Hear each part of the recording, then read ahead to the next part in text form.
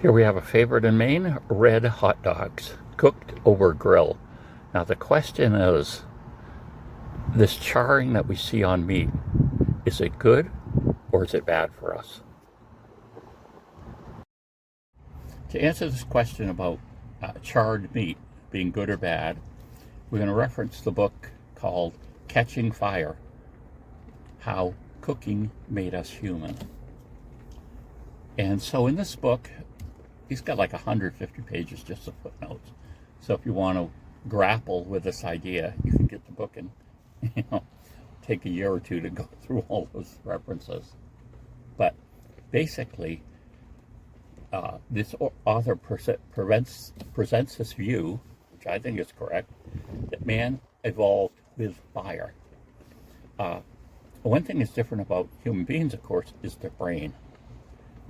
The brain size, what the brain can do. The brain uses 25% of the calories you take each day. So if you just eat, 2,500 calories, there's, 700 calories going just to run your brain that day. So we have a thing where we need to be able to get calories in. Of course, we need all other good things too, but we need calories too. And what happens in cooking is you break down cell walls and you make the calories more accessible. Okay? You take an animal like an ape, that is basically usually a herbivore, just basically, they'll eat some bugs and things, but basically they're eating a lot of plant matter. They have to chew like 8 and 12 hours a day to get enough energy, and they have a really large intestinal tract, because this food has got to be broken down while it's in the body, because you can't afford to be chewing all this stuff and not get some results from it. So man comes along, and what he's doing is cooking food. And cooking food breaks down cell walls in vegetable matter, and also in meat, makes it more, whatever's in that thing becomes more accessible by cooking it. Now, it is true, there are some vitamins and things that can be lost with cooking. Vitamin C, basically, I think begins deteriorating around 135 degrees Fahrenheit. So, if you're cooking meat, to 165 at least, not that there's going to be vitamin C in milk, meat. I picked the wrong example there, but some plant material, it's probably going to go up beyond that, and you're going to end up destroying any vitamin C. But some of those things you would get from actually eating raw things or drinking the juice out of things. So this idea of cooking food releases a lot of calories, so that the food that early man does gather, he doesn't have to gather 5 times as much, and he doesn't have to chew for 8 to 12 hours a day, because the protein and everything else has been more available. Now, it's interesting, this book goes into the raw diet, raw people.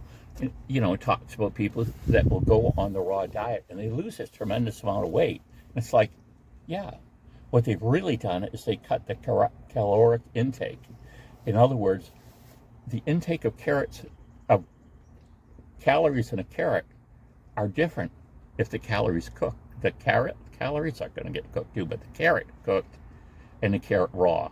The carrot cooked is going to have more calories available. Now, technically, they both have the same amount of calories, but if we eat this other one that isn't cooked, we're not going to get all of it. It's just going to go through our system. Even showed, I guess, that trying this, raw diet, and a raw vegan too, usually they're not eating meat when they do this, but raw diets can actually be harmful for children that are developing, because they miss so much. But so now we got the kind of groundwork done. What happens is man is going to change as he's eating this cooked food. So what happens basically as man cooks food, he gets more calories, he gets more protein, he gets these things more available. Man develops an immunity to certain types of carcinogens that are caused when you cook meat, this charred area, right? Oh, you read these articles and they say, oh God, there's these, they can cause cancer. Oh, that just proves you're supposed to be a vegan. You can't eat meat. That's horrible. Well, some of that research was fronted by PETA, okay? So they had a vested interest in swaying the results. And what we find is that man has developed resistance to those type of things. But what he's lost too is he's lost the ability to be able to eat food that's been contaminated by microbes and things like that. Every once in a while in Maine, you'll be driving along and there's a group of crows in the middle of the road, and they're pecking at something, eating it up, having a great time. You drive closer to it, and it's this animal that's been splatted out. It's on the road, and looks half rotten, and doesn't bother them at all. Even pet dogs and things can eat things that you wouldn't consider safe for a human to eat, but they have no trouble. They still have their resistance to a lot of those types of things that were in food that's past their prime, because again, some of these animals in the wild would be eating meat that something else has killed, or that they killed a couple days ago, and they're going back. The condition of the kill is deteriorating all the time, and they can still eat it. So we've lost that. We have to cook our food now because we've got to get all the germs out of there. Meanwhile, animals generally are not supposed to have charred food because those things can still infect them, and but they can eat raw things that uncooked things that we couldn't. So they don't have the resistance to the supposed carcinogens in the meat or whatever, and but they do still have them for the bacteria and all that. We've developed the immunity kind of for those carcinogens or resistance to it, but we've lost our ability to eat meat that's contaminated with different types of bacteria, and that is decaying, and the chemical composition is changing of it. So I just thought that was very interesting. And I really enjoyed reading that book. It's called Catching Fire, How Cooking Made Us Human. And it goes into it, things like this in detail, but it's very interesting. And, this argument about, is man supposed to eat animals or not? Was he supposed to be a vegan? I mean, pretty much you can tell from scientific research that, yeah, you can decide to be a vegan as an adult, but people were never just vegans. I mean, I don't think there's any society, that would be interesting to find out, where people were just vegans, didn't eat meat protein, or actually never cooked the food either. But it is true that different cultures eat a lot less meat because that's harder to obtain in some areas.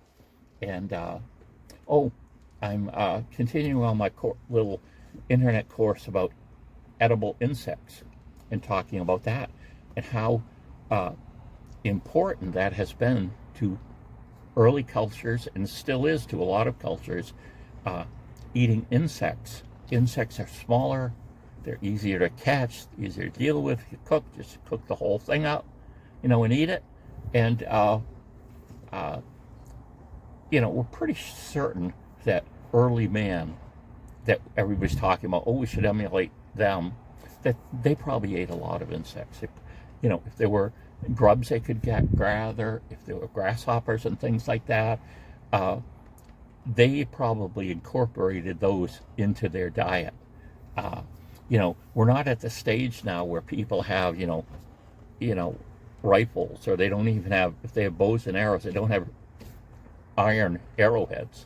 They're still using stone and things like that. maybe still just using clubs to kill things. And bringing down an elk, say, would really, really be good. But that might be an occurrence that doesn't happen, like every 3 days when you need more meat or something like that.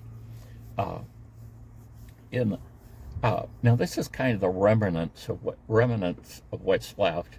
So this might not be exactly true at the beginning, but when you look at some hunter-gatherer situations, like the indigenous people of Australia, and you find that the men go out on a hunting party, and the women go, the men hunt and the women gather, okay? And a lot of times, at the end of the day, everybody comes back, and we eat what the women have got because the hunters didn't get anything. And I know that's different now because there's a lot less game now and things like that. So maybe at one time that would be more balanced.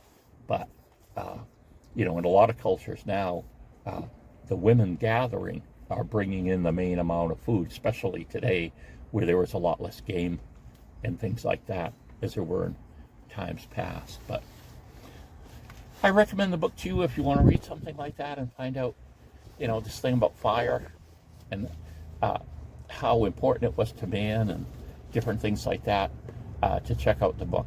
Bye. And try a red hot dog cooked on a grill. If you haven't tried one, you don't know what you're missing, do you?